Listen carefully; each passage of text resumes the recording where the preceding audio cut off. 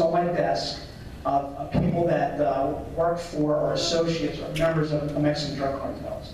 But this individual I'd like to highlight here. You see, just like gangster rap, Mexican drug cartels have their own type of music, okay? It's called narco corridor singers. And this individual is very infamous. His name is Gerardo Ortiz. And the reason why he's infamous is because he associates with one cartel, and then other cartels don't like it so much, so when they have the opportunity to retaliate, he's a target of assassination a couple different times. And these are actually pictures of a crime scene in Colombo, Mexico that took place on March 20th, 2011. I can tell you he was just in the news not too long ago, World News. They tried to assassinate him 3 or 4 times. And again, this is Gerardo Ortiz from Colombo, Mexico. And I want to show you this. It's a video of Gerardo Ortiz in concert. That's enough of that. But can anyone guess where that is? You think that's in Mexico City? Where do you guys think that would be? Italy? How about that? Can you see that at the bottom? The Greater Expo Center right here in Bloomberg. Now I can tell you, we knew he was coming. Okay, we got a very good intelligence unit, and we were ready for violence to break out. We had our people out there, and I can tell you the parking lot was jam-packed. License plates from all over the place. And I'm thinking to myself, and so should you be, why would Gerardo Ortiz come here? But for an audience, right? He wouldn't come here. It's like, you guys didn't go to the concert, did you? No, right? So why do you think he's here? There's an audience for this, right? He caters to Mexican drug cartels, and the place is packed. They're here, folks.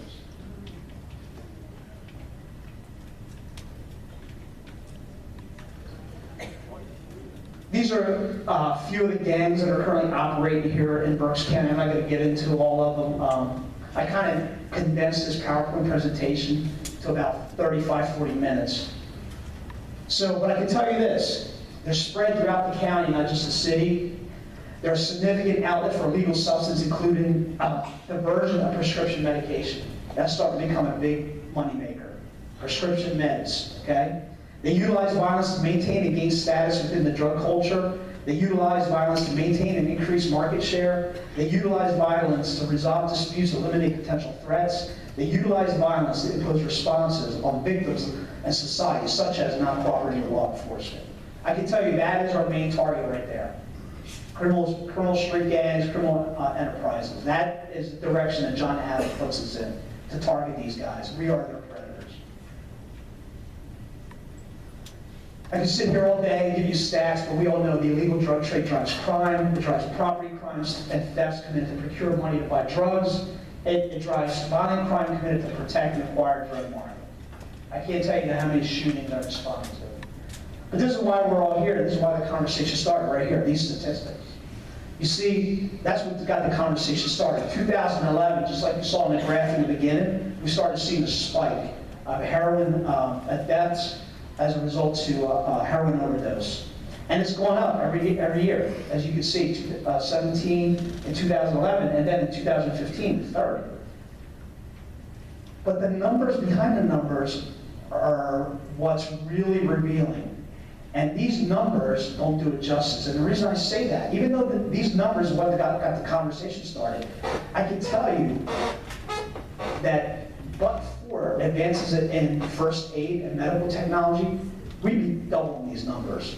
I can listen to my police radio on a daily basis without fail. There's a call that goes out for an overdose, and our people are saving lives. I can tell you those numbers would be much more inflated without our first responders. And the other statistic that I put in there that we're starting to see, and I think is going to be the next epidemic, is the first time ever we are starting to see that we're having overdose deaths with methamphetamine. The streets are starting to be flooded with methamphetamine now, and unfortunately, we're going to see the consequences of that here in the near future. This statistic I like to read because it actually changed, or actually started the foundation of the law. But it says over 80% of heroin users ingest with a partner. I'm sorry. Yet over 80% of overdose victims when found by paramedics, are found alone. So 80% of people use with somebody else, but yet 80% of the victims are found by themselves. Why do you think that is? Exactly. Us, right? They don't want law enforcement. They don't want to get in trouble. Well, because of that, our legislators enacted this. It was signed into law on September 30th of 2014 by Governor Corbett. It's Senate Bill 1164. I'm not going to read all of it, but basically it's legislation providing immunity from prosecution for individuals who take certain actions to respond to the occurrence of a drug overdose. Basically, if you follow certain criteria, and it's happened, it's a good law. You follow certain criteria, when we show up, we can't arrest you. The flip side of that was this. They also, under this, Section 2506 is directly under homicide, as drug delivery resulted in death. And basically, if we can prove that you gave something to somebody and that substance caused their death, we can charge you with this. It gives a 40-year statutory prison time. And our John's assistant district attorneys are pretty vigilant with this. We have at least 2 active cases right now, and probably more coming. This is I want to read a part of an affidavit of probable cause, just to give you a glimpse of how this problem is. This is a joint case that we did with Montgomery County. It was our unit in Montgomery County. And we arrested a lot of drug dealers. But sometimes drug users get involved in our investigations, and we arrest them as well. And this is from her affidavit of probable cause. It says, Jane Doe stated that she was on the varsity track team of a high school in Pottstown area where she suffered an injury while running. Her injury required surgery, and she was subsequently prescribed Percocet for her pain. After her recovery, she was able to wean herself off the pain medications. Later, however, while at a party with friends, she tried an Oxycontin pill recreationally. This led to an addiction for which she has yet to recover. Jane Doe stated that she was supplied heroin by several local dealers, but mostly the defendants in this case. Jane Doe was in possession of 7 small bags containing off-white powder believed to be heroin. 4 of the bags were stamped with the words, certain death. How ironic. Jane Doe stated that she has been buying heroin for 1.5 to 2 years.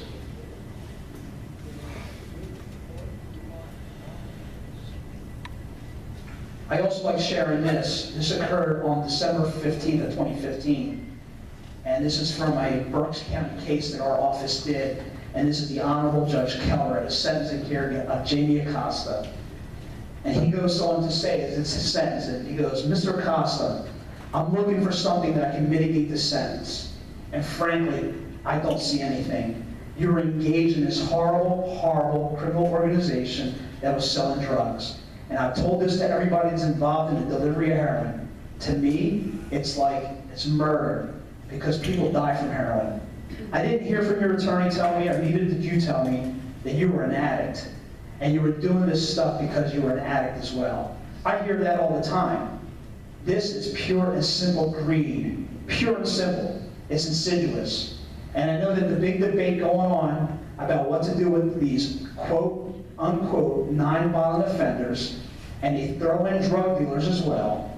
And the reason why I just, when you deal heroin, as I said, you're dealing with what is eventually a murder. So to me, and unfortunately, the only thing I could do with you, Mr. Acosta, is put you away for a long, long time.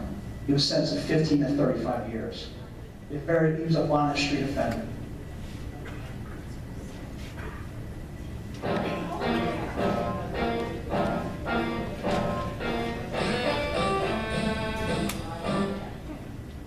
Who is that? Jimi Hendrix. See, when I speak to a younger audience, I have to play somebody different, because they don't know who Jimi Hendrix is. But how did Jimmy die? Overdose. What do you overdose from? LSD? What else? Heroin? Pills and alcohol. What kind of pills? Asperex, a prescription drug. okay? The reason why I have Jimi Hendrix here, and I can talk about an hour and a half with just Jimmy himself, about his military career and all that. But the reason I have him here is most people assume because Jimi Hendrix was very vocal and known to experiment with everything under the sun. It's said that when he performed in concerts on stage, he had LSD in his handkerchiefs on his head, right? But knowing that he's tried everything under the sun, what got him and killed him was prescription drugs. Prescription drugs, good medicine, bad practice. According to the DA, more than 7 million Americans abuse prescription drugs each day. And each day, about 2,500 teens use prescription drugs to get high for the first time. Such drugs are found where? Home medicine cabinet. This is the most recent victim, Prince. He was treated for overdose of Percocet on April 15th, and they treated him with Naloxone or Narcan, naloxone or Narcan, excuse me. And then 6 days later, he dies from a fentanyl overdose, which fentanyl is a synthetic opioid.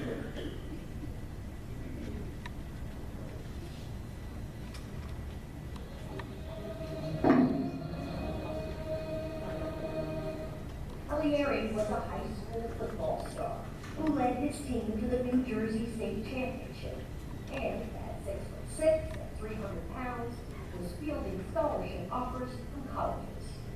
I was always that kid that was just always energetic, did whatever I could to win, and just tried to help out anywhere I could. And you did?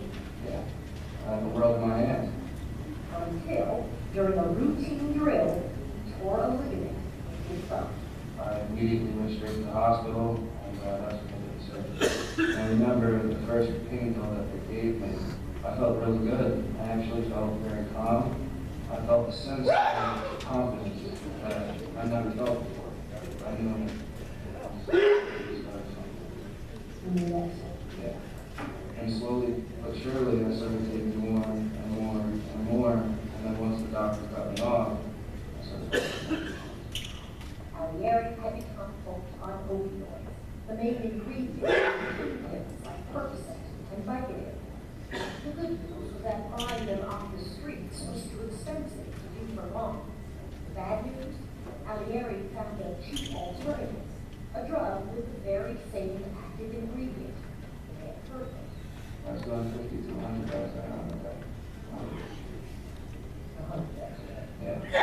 You're gonna buy a pill, it's anywhere from $30 to $35, and heroin, I was getting for about $2 to $3 back. Once I met heroin, I mean, it was just, that became my new passion. In recent years, heroin has made inroads into a much different community. People with healthy bodies and minds, young athletes. They are more likely to be given opioid pills than other kids, and 3 times as likely to abuse them, research shows.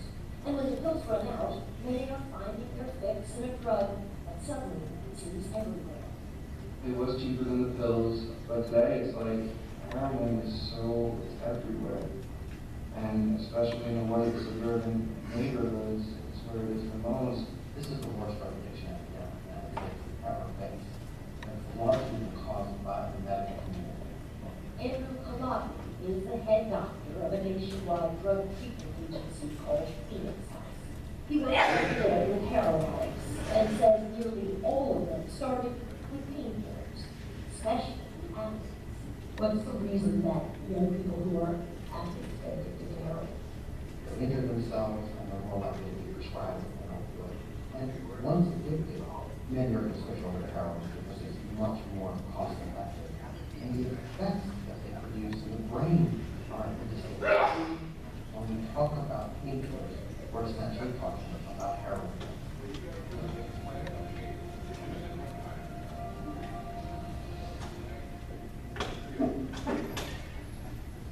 So the conversation started here nationally, Berks County and nationally, about heroin overdose, addiction, and the deaths associated with it. But look at the statistics here. If you look, drug overdose deaths in Berks County 2013, there was actually one more death contributed to prescription drugs, either accidental or suicide, to prescription drugs than there were heroin, for a total of 47. And then in 2014, the following year, we had 25 deaths attributed to prescription drugs, whether it's accidental or suicide, and 29 deaths associated with a heroin overdose. Because of this problem, our state legislator acted again in a very good manner, and they passed this, Senate Bill 1180. And what it basically is a prescription drug monitoring program, which the state of Pennsylvania never had, but now we do. It's being implemented as we speak. But I want to share this statement from a physician. He's actually the lead physician for, his name is Bruce McCloyd, a medical doctor. He's the president of the Pennsylvania Medical Society, and he's also practices medicine in an ER up in Pittsburgh. And this is what he said. He said, more people die from prescription drug overdoses than those involved in car accidents. Making matters worse, Pennsylvania physicians, who are more than willing to help fight the prescription drug abuse crisis, must do so with one hand tied behind their backs. Currently, Pennsylvania physicians lack an important tool that could help them better determine if the patient they're examining is a drug addict, doctor shopping, or a person with legitimate pain. What they lack is access to a controlled substance database, also known as a prescription drug monitoring system.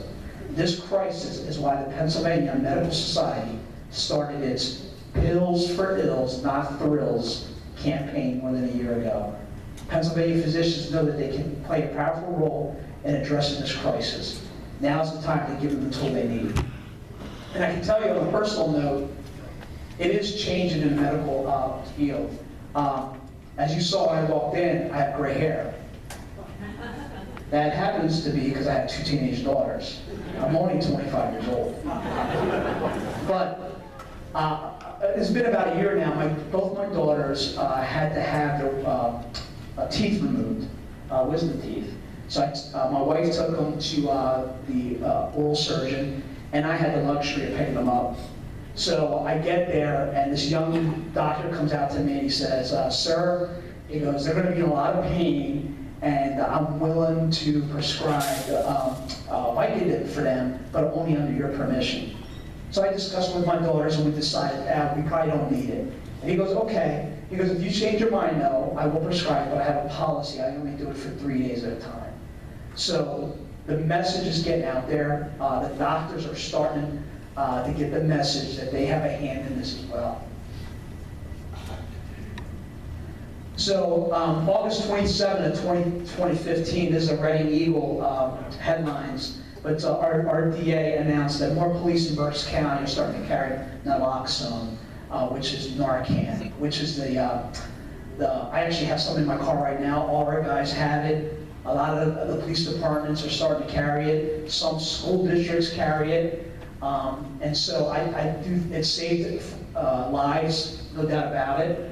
And our DA is actually footing the bill to allow our first responders to gain the training and access to naloxone and Narcan. Also, what our office has done is, many people heard of this, is the medication drop box program. It was started in 2013 by COCA, which is the Council on Chemical Abuse, and our office, the Berks County DA. And basically it's a mailbox, and you get to drop your medication in there. And what's good about it is that last year, 2015, we collected 7,420 pounds, which was a 29% increase from the year prior. A lot of it is scheduled controlled substances, opioids. A lot of this stuff is getting off the street. We don't want this stuff out there. If you're not using it, get it to one of these locations. They're either on our website or COCA's website. There's a handful of departments that have them. They're usually in the lobby area of the police department. No questions asked. You walk in there, just like you were mailing a letter, you put your drugs in there, and we dispose of them. No, we can't flush them down the toilet. It's environmentally unsafe. But anyways, I'll end this with this. If you guys have a pen or